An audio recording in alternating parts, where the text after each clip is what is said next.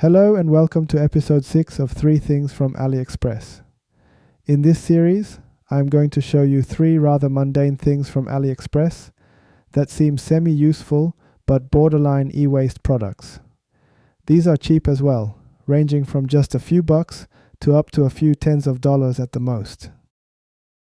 The first item is a JJC anti-static plastic box for 6 M.2 drives. This is something I've purchased for myself because the number of M.2 drives I have exceeded 10 recently. I actually need 2, but wanted to see how good this one is. I do like what I see. This cost me 12 Canadian dollars. You can actually find exactly the same one from Amazon at a higher price. In my case, this was on sale for 18 Canadian dollars on Amazon Canada. Since I wasn't in a rush to get this, I opted to purchase from Aliexpress. I saved about $8 since I never pay taxes on things I purchased from Aliexpress.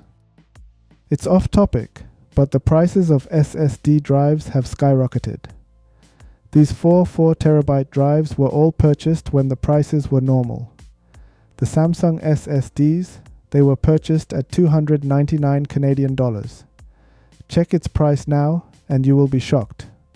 Well, let's move on. The second item is a 9-pin internal USB port converter. Costing $4, this is not something you are going to need in general. But if you tinker with lots of PC parts, you may actually need one of these from time to time when testing things out. On some low-end motherboards, there are simply not enough USB ports when testing it out in open. This kit lets you add 2 USB 2 ports by using an internal USB header. But, as you can see, this thing isn't going to work on this specific motherboard. Regardless, the point still stands. Given how tight stuff are on an ITX motherboard, this isn't likely work on these.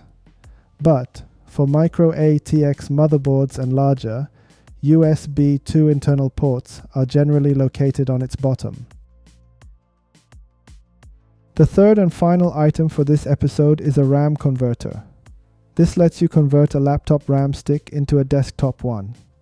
Why, you may ask? Well, unless you've been living under a rock, you must know how expensive RAM has become. People call it Ramageddon.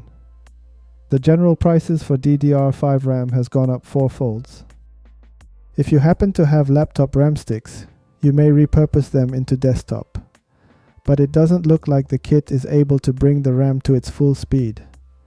It is rated for 5600 MHz, and it's running only at 3600. But I am using a single stick via a converter kit, so that is maybe why. I did try manually setting the speed, but that didn't seem to work, so that's that. The bottom line is that this kit works. RAM is better than no RAM, I suppose.